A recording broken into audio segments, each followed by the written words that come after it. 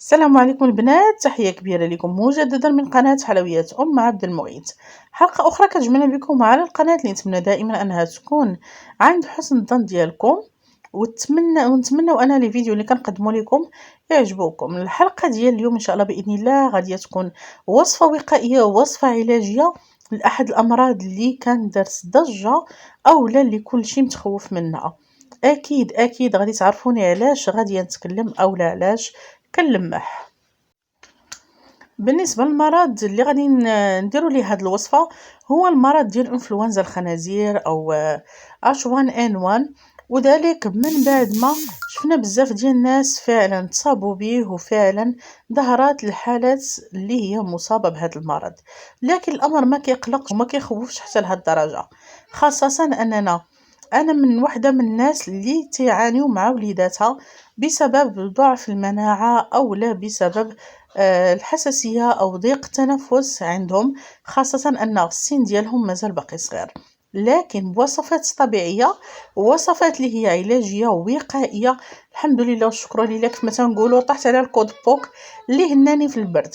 غادي نتقاسم معكم التجربة ديالي ونتمنى أن الناس تستافد منها وكذلك تطبقها، ماشي غير مع الوليدات الصغار إنما حتى مع الناس الكبار قبل ما تفاقم الحالة ديالهم، او لا قبل ما نوصلوا لشي حوايج اللي كيتعذر فيها العلاج.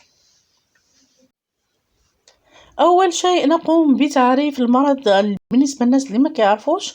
بالنسبه لهذا المرض ديال انفلونزا الخنازير هو مرض تنفسي كتسببه فيروسات الانفلونزا، واللي كتصيب الجهاز التنفسي للخنازير، واللي بدا الانتشار ديالو في سنة 2009. وهذا ما كيعنيش بأنه راه جديد أو لا يلا كيف بان في سنة 2019، بحيث أن هذا المرض تقريبا مدة ديال 10 سنوات وحنايا كنتعايشوا معاه، أولا كل سنة كيجي وتنحاولوا ما أمكن أننا نديرو شي حوايج اللي يمكن لنا أننا وقائية من هذا المرض، وفي نفس الوقت نعاونوا حتى بالنسبة للتغذية وبالنسبة للوصفات القديمة أو العلاجية ديال الجدوات ديالنا، وأكيد اللي لها فعالية كيف ما غادي تشوفوا معايا.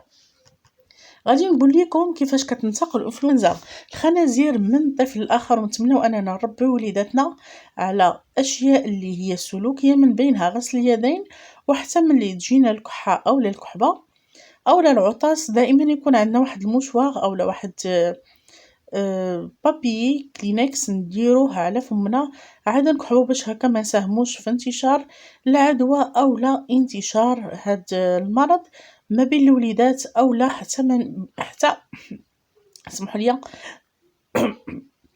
حتى ما بيناتنا حنايا.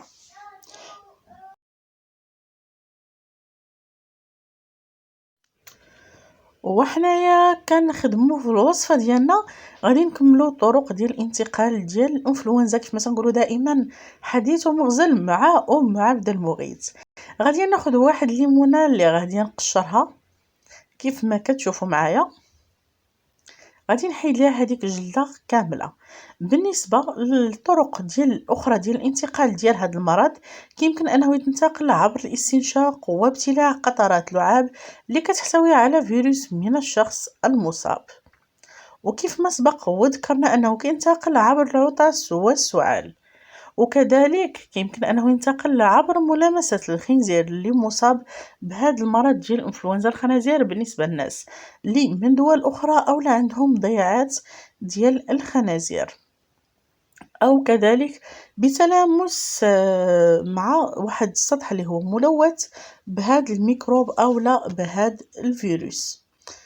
اما بالنسبه للاعراض ديال هذه الانفلونزا ديال الخنازير خاصه عند الاطفال هو الشعور بقشعريره وبرد وارتفاع في درجه الحراره، سعال والتهاب في الحلق، سيلان وانسداد في الانف، اعياء والم بالجسم، اسهال وقيء وغثيان، وكذلك نقص في الشهيه، يعني الوليد ما كيبقاش يبغي ياكل بالمره. طريقة ديال الوقاية من هذا المرض، هنايا بالنسبة ليمونات تقريبا خديت 3 ديال الليمونات قشرتهم كيف ما كتشوفوا معايا، وغادي نبدا نقطعهم دي مورسو او لا اجزاء اللي هي كبيرة. كيف ما كتشوفوا. يمكن لكم كذلك انكم ديروا الماندارين او اليوسفي، حتى هو تيعطي نتيجه مزيانه. وشخصيا بالنسبه لهاد الوصفه انا كانت دارتها لي الوالده في سن ديال 8 سنوات بقى عاقله. كانت جاتني النهجه اولا ضيق ديال التنفس وكانت غادي تبدا فيا الضيقه، وكانت دارتها لي وفعلا عطات النتيجه ديالها وبقيت عاقله عليها.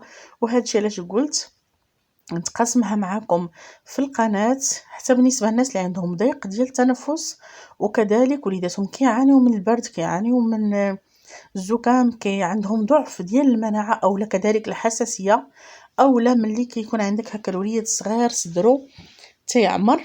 يمكن انك ديري هاد الوصفه، ماشي بالضروره انك ديريها على قبال الوقايه من مرض ديال الانفلونزا ديال الخنازير.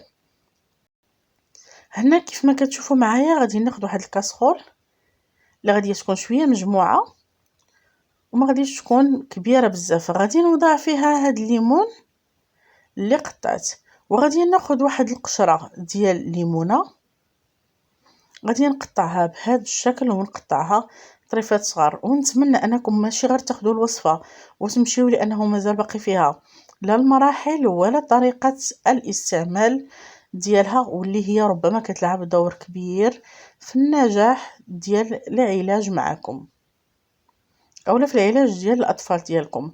هنايا كيف ما كتشوفوا غادي ناخذ كركوبه ديال الثومه حمراء اللي غادي نخليها بالقشور ديالها بكلشي ليها. غادي نحيد غير هذاك العلف اللي بيض الفوق فقط، وغدا نبدا نقطع بهذا الشكل وهي مازال باقا بالقشور ديالها. يعني 3 ديال الليمونات غادي نوضع فيهم كركوبه حمراء ديال الثومه، ضروري ما تكون حمراء لانها كتكون الفعاليه ديالها احسن وافضل. وغادي نعطيكم حتى السن اللي يمكن لكم انكم تستعملوا فيه هذه الوصفه، وحتى بالنسبه الكميه اللي يمكن لكم انكم ديروها للوليدات الصغار اللي اقل من سن السنه. غادي نضيف واحد 2 الكؤوس ديال الماء كيف ما كتشوفوا معايا، وغادي نردو فوق البوطه.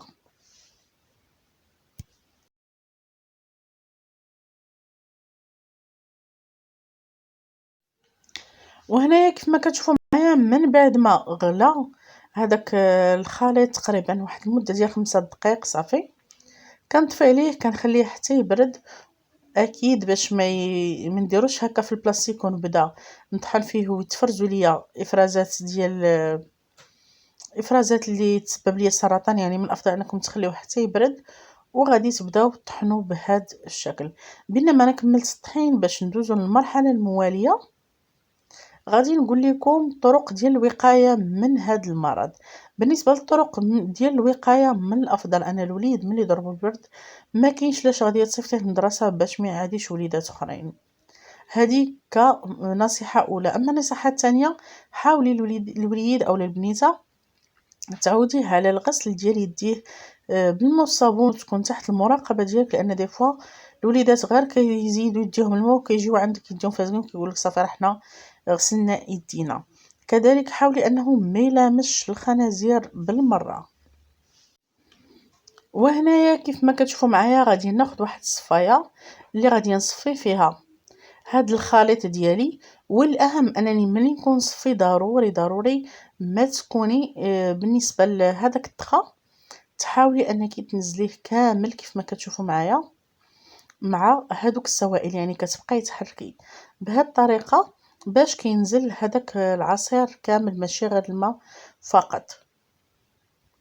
وكيف ما سبق وذكرت يمكن انك ديريها، انا غادي نكمل معكم الوصفه وكنعاود ناكد بانه يمكن انك ديريها حتى بالنسبه للناس اللي كيعانيو من النهجه، الناس اللي كيعانيو من الضيقه، الوليدات اللي كيعانيو من البرد واللي عندهم مناعه قليله وخاصه اللي كيعمر لهم صدرهم. بالنسبه لهذه الوصفه يمكن انك تستعمليها ابتداء من سن ديال تقريبا 6 شهور، لكن المقادير والقياس غادي يكون قل من هكا. يعني بحيث الا درتي مثلا ليمونه وحده غادي ديري معاها 2 ديال الضروس ديال الثومه فقط. هادشي الا ما كانش الوليد عنده اكيد الاسهال. اما بالنسبه الا كانوا الوليدات عندهم الاسهال، حاولوا انكم ما ديروش لهم هاد الوصفه، ديروا لهم وصفات اخرى اللي غنخليهم لكم ان شاء الله باذن الله في صندوق الوصف. هنا كيف ما كتشوفوا من بعد ما خلطت اولا صفيت هادشي كامل، غادي ندوز للمرحله المواليه. غادي نعاود ناخد هاد الخليط ديالي، غادي نديرو في كاسرونه وغادي نطلع فيه الغليه 3 المرات. يعني ملي يكون يفيض حتى كيبان لك غلا المره الاولى وكطفي وكتعاودي عاوتاني طلعي 3 المرات دقه واحده بدون ما تخليه يبرد.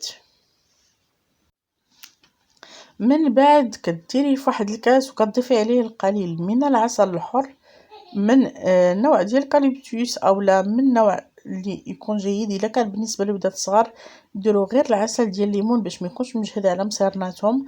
اما بالنسبه الا كان الشخص اولا الانسان اللي غتعطيه ليه بالغ كبير، يمكن انكم ديروا العسل ديال الكاليبتوس.